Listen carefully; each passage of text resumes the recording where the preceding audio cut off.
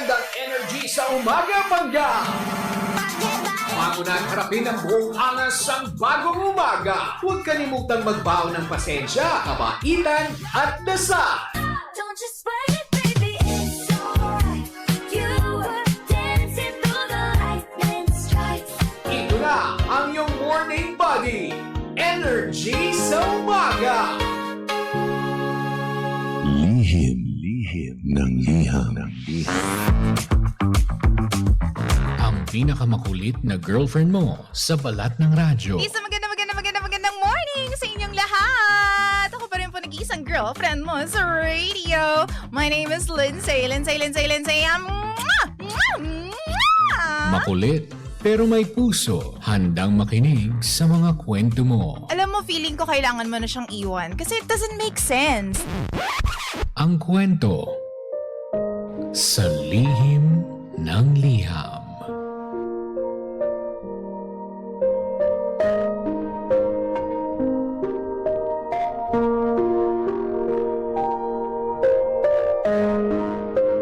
Mahal kong Lindsay. 2 years pa lamang po kaming kasal ng asawa ko. Itago na lang natin siya sa pangalang Roldan. Okay naman po kami sa bahay. May mga nagiging tampuhan, pero normal. Ang hindi ko lang po talaga alam is kung paano po i-handle yung pamilya niya. Lalong-lalo na po yung side ng nanay niya. Pangga hindi naman po sila masama everyday. Mabait naman sila kapag casual. Pero pag nandyan na yung handaan, may family gatherings, ewan ko ba kung bakit parang automatic. Ako yung nagiging silbidora, tagahugas, tagabantay ng mga bata, tagaabot ng mga plato, tapos kailangan nakangiti ka pa rin kahit pagod na pagod ka na. Nung una, okay lang naman sa akin yon, DJ Lindsay. Sabi ko, sige, makikisama ako. Kasi bagong manugang ako. Siyempre kahit papano gusto ko rin magustuhan nila ako. Kapag sinabi ng biyenan ko na pakihiwa naman ng mga mangga, ginagawa ko agad. Pag sinabi nilang, ikaw na yung maglagay ng mga yelo ha, sige lang, gagawin ko yan. Pag sinabi nilang, huy, bantayan mo naman muna yung mga bata habang kumakain kami, sige pa rin. Walang problema kahit ako, gutom na din. Lahat ng yun ginawa ko para lang makibagay sa kanila. Pero ang napansin ko, DJ Lindsay, bakit sa akin lang? Sa ibang mga manugang, hindi naman ganun. Yung asawa ng bayaw ko, si Ate Claire, laging nakaupo lang. Okay lang naman yun ha. Wala naman akong issue sa kanya. Pero kasi, pag siya, lagi kong naririnig na, hayaan nyo lang siya. Pagod yan galing trabaho. Pero kapag ako galing din trabaho, pinagbabantay pa rin ng mga bata. Tapos sasabihin lang sa akin, kaya mo yan. Doon ako medyo napapaisip. Pero syempre, tahimik pa rin ako. Parang ganito lang. Last month, birthday ng lola ni Roldan sa Cavite. Overnight kami. Ang sabi sa akin ng asawa ko, relax ka lang doon, babe. Family bonding lang tayo.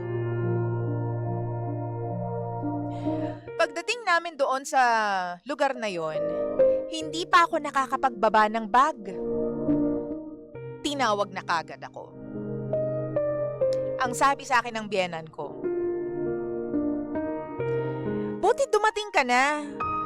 Oh, ikaw na yung bahala sa lumpia, ha? Marunong ka naman magprito.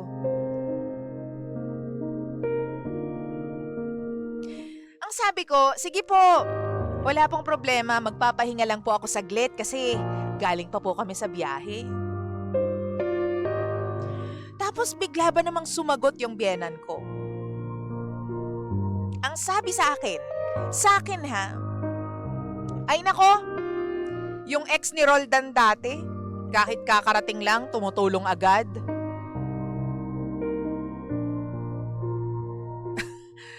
Doon ako natameme.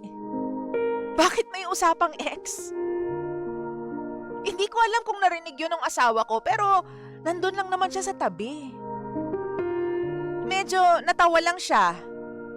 Tapos ang sabi, "No ba yun, ma?" Yun lang. Tapos buong hapon, DJ Lindsay, nasa kusina lamang ako. Nagpiprito, naghihiwa, naguhugas, nag-aayos ng mesa. Tapos yung asawa ko, nandun sa labas, kasama yung mga pinsan niya. Nagiinuman, nagkikwentuhan. Minsan, dinadaan-daanan lang ako ng asawa ko. Tapos, tinatanong ako, "Okay ka lang, babe?" Ayokong magpaka-plastic. Sabi ko talaga sa kanya, hindi. Hindi ako okay. Akala ko aayain niya na akong umupo nun.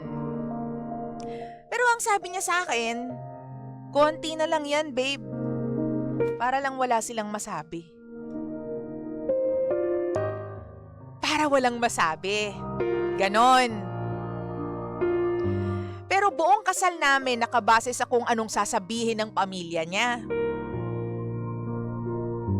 Okay. Tumahimik na lang ako. Nung hapunan na, akala ko, DJ Lindsay, makakakain na ako ng maayos. Pero habang kumukuha pa lang ako ng kanin, tinawag ako ng tita niya. Ang sabi sa akin, "Iha, paki-refill naman yung soft drinks. Tapos ikaw na rin yung magabot ng mga kutsara doon sa dulo." Ang sabi ko sa kanya, "Kakain pa lang po sana ako. Gutom na po kasi ako eh." Tapos ang sabi bigla ng biyenan ko, "Ay naku! Oy, si Pam, gutom na. Ewan ko ba, dati naman yang si Roldan, mahilig sa maalaga. Yung ex niya, hindi pinapaupo hanggat hindi tapos lahat." Tas narinig ko tumawa lahat ng kamag-anak. Hindi ko alam kung joke ba yun sa kanila, pero sa akin parang sampal. Parang nakaka-insulto. And so tumayo ako, pero hindi ako sumigaw. Hindi rin ako nagdrama. Pero ito yung sinabi ko, DJ Lindsay. Ang sabi ko sa kanya, "Ma, pasensya na po kayo, pero hindi po kasi ako yung ex ni Roldan. At hindi rin po ako pumunta dito para palitan yung mga kasambahay natin." Tumahimik yung mesa. Lumapit sa akin yung asawa ko, tas ang sabi niya, "Uy, ano ka ba? Nakakahiya." Ang sabi ko sa asawa ko, "Uy, babe, bakit ka naman mahihiya? Matatanda na yung mga yon para malaman na mas nakakahiyang magkumpara ng asawa sa ex-girlfriend mo." Doon, tumahimik yung asawa ko. Tas umuwi kami kinabukasan ng maaga.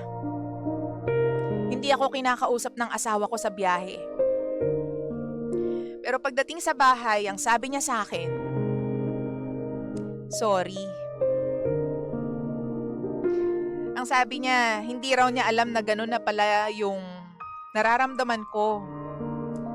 Kasi palagi lang daw akong okay sa lahat ng bagay. Hindi ko alam, DJ Lindsay, kung tatanggapin ko ba agad yon. Kasi, oo, hindi ako nagdadrama, hindi ako sumisigaw, hindi ako nagagalit. Pero ilang beses ko na rin naman sinabi na napapagod ako. Siguro hindi lang niya pinakinggan kasi nga mas convenient na ako yung mas umiintindi madalas. Ngayon, eto na naman. May reunion na naman next month. Ang gusto na naman ng asawa ko, pumunta kami. Ang sabi ko sa kanya, pasensya ka na. Pero pupunta lang ako kapag asawa na ang tingin sa akin ng pamilya mo. Hindi katulong at mas lalong hindi yung ikukumpara ko sa ex mo. Kung magagalit ka, wala akong magagawa. Pero hanggat hindi natututo yung pamilya mo na igalang ako bilang asawa mo, hindi ako magpapakita sa mga reunion ninyo. DJ Lindsay, OA po ba ako? O baka naman tama lang yun kasi finally, sinabi ko na talaga yung nararamdaman ko. Na napapagod ako at hindi po pwedeng ako lang palagi yung makikisama kahit hindi na tama yung pagtrato sa akin.